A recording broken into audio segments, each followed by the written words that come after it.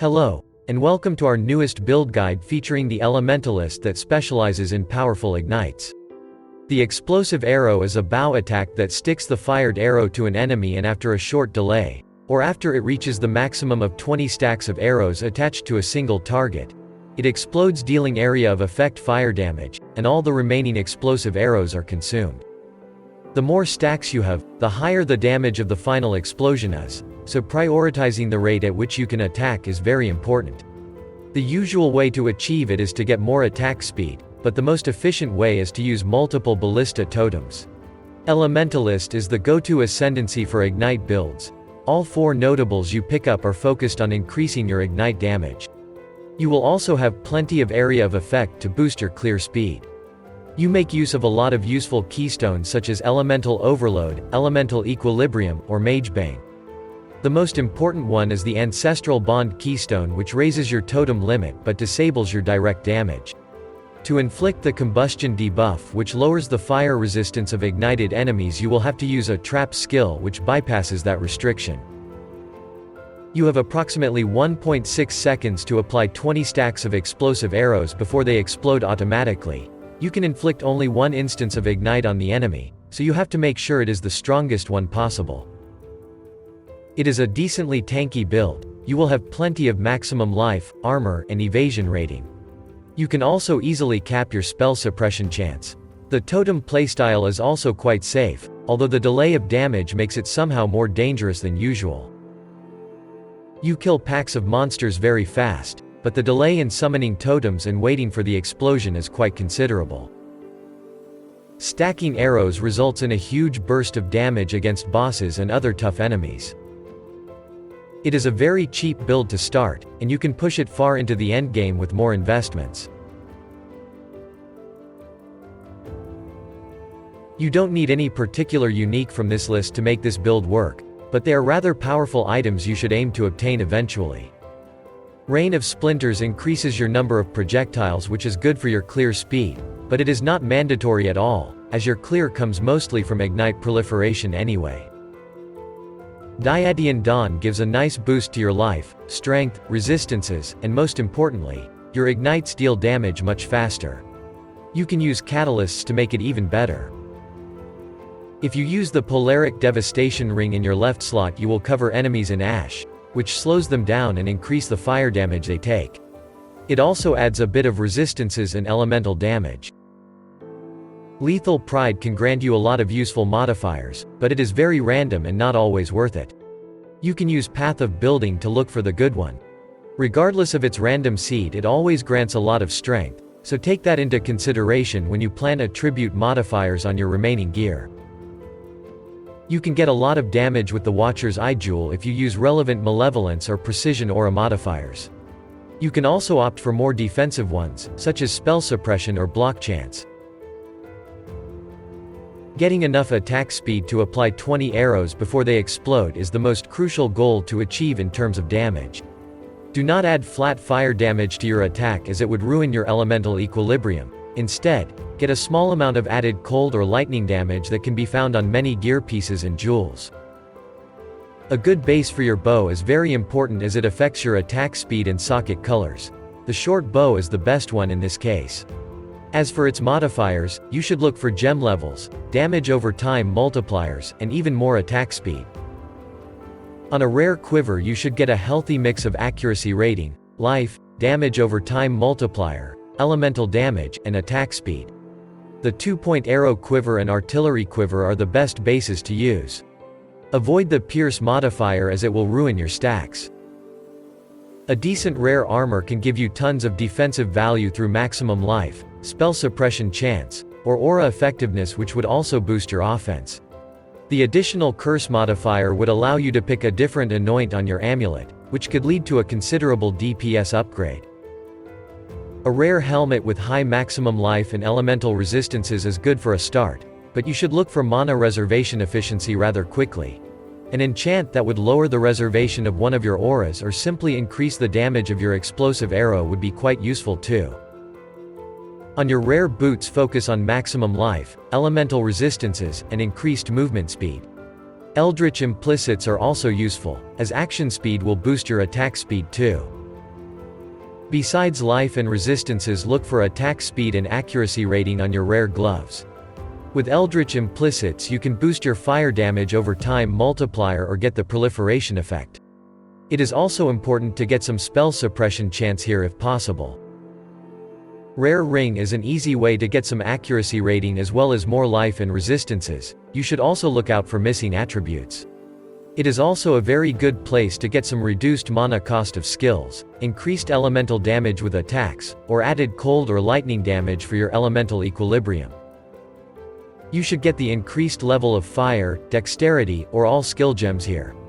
Try to pair it up with some maximum life and damage over time multipliers. You could also get similar damage-focused modifiers as the ones on your rings, but getting it all can be very expensive. With rare jewels you can increase your maximum life, get missing attributes, resistances, or accuracy rating.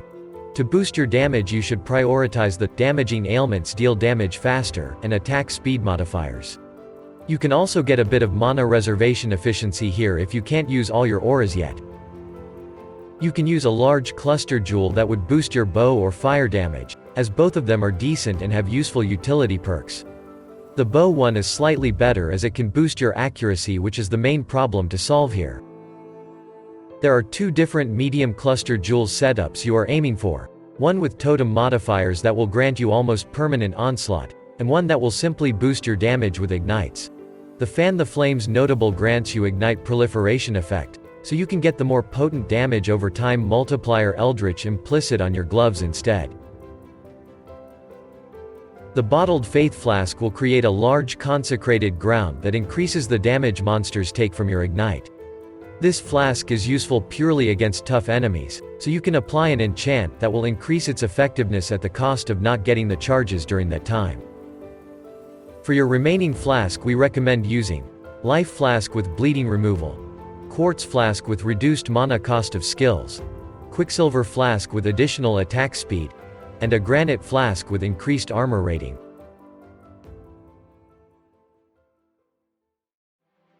Explosive Arrow is the primary damage source of this build. It fires an arrow that attaches to an enemy or a wall and then explodes, dealing fire damage and causing ignite. This skill gains a lot of flat damage with each level, so increasing it over the default 20 is your main priority. If you don't have Cluster Jewel or gloves that would give you proliferation, simply use the Ignite Proliferation support gem for the time being.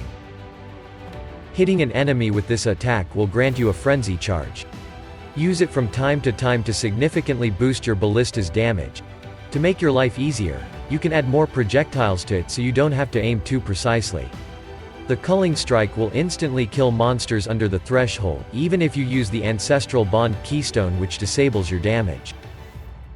Lightning Spire Trap has good area of effect. It doesn't deal inherently fire damage, and should easily ignite many enemies. It is used mainly to inflict the combustion debuff. The mentioned debuff lowers the monster's fire resistances by 10%. This setup is definitely nice to have, but not mandatory, so you can skip it if you prefer effortless gameplay. Determination increases your armor rating, which is undoubtedly important as you don't have much protection against physical damage otherwise. Grace is your second defensive aura. It grants a lot of evasion rating and allows you to easily scale it further. Malevolence is your main offensive aura that increases skill effect duration and damage over time. It significantly improves your single target damage, but it also affects the delay during map clear. You can swap it for the Wrath aura if you can easily kill all enemies anyway. Precision grants a lot of accuracy rating and a bit of critical strike chance. It has a flat mana reservation instead of the usual percentage. High-level precision takes away a lot of mana, but only a tiny percent if you reserve your life with arrogant support instead. It also increases the aura effectiveness, so you can use a lower level 1 and still reach a 100% hit chance. Arcanist Brand will cast all spells linked with it. You will still have to pay the mana cost of each spell. Flammability is a curse spell that lowers the fire resistance of enemies, definitely the best one you can use to improve your damage. Elemental Weakness lowers all elemental resistances, but by slightly less than the previous one. You will need sources of additional curses to apply them both. When Flame Surge hits an ignited enemy, it creates a burning ground that deals 25% of the ignite damage per second to enemies standing in it. Thanks to this setup, you will trigger 3 utility skills with just one button. Be wary however, as this setup can quickly drain all your mana. Flame Dash is your main traveling skill used to move from pack to pack and dodge incoming attacks. Molten Shell mitigates a portion of incoming damage when active. It is more effective the more armor you have.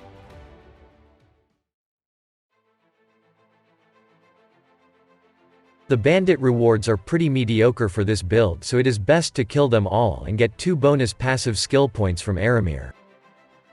We recommend picking and upgrading up the Soul of the Brine King, which will help you with avoiding stun locks and make you immune to freeze. Soul of Solaris is also a good option, but you will need to take care of freeze in some other way. As for you minor god, we recommend Soul of Shikari, which will tremendously help you with withstanding poison damage. It is a damage type that is quite rare, so getting chaos resistances on your gear is usually an extra luxury. The leveling process of this build is very simple and enjoyable, although you won't be able to use your final setup right from the start. We recommend going through the first few acts as a generic spellcaster and transitioning to Explosive Arrow once you have completed the first labyrinth and picked up the Ancestral Bond Keystone on your passive tree, which should be around Act 4. You will need to complete the library quest to get access to your gems, or if that's not your first character in the league, you can buy them from Lily in your hideout or even from other players. On the passive tree, there is quite a lot of traveling, as you have to pick up all the important notables that give you a lot of damage, mana reservation efficiency, life, and some totem bonuses. Thanks to this you will acquire a lot of dexterity required for your gear, so it is not that much a waste. Dexterity is also used by the Magebane Keystone, which grants you around 15% spell suppression chance. Elemental Equilibrium Keystone is a great way to inflict very powerful fire exposure on enemies. Paired with your Ascendancy, you will be able to lower enemy fire resistances by 50% by just having a bit of cold or lightning damage added to your attacks on your gear. This is everything you need to enjoy the build.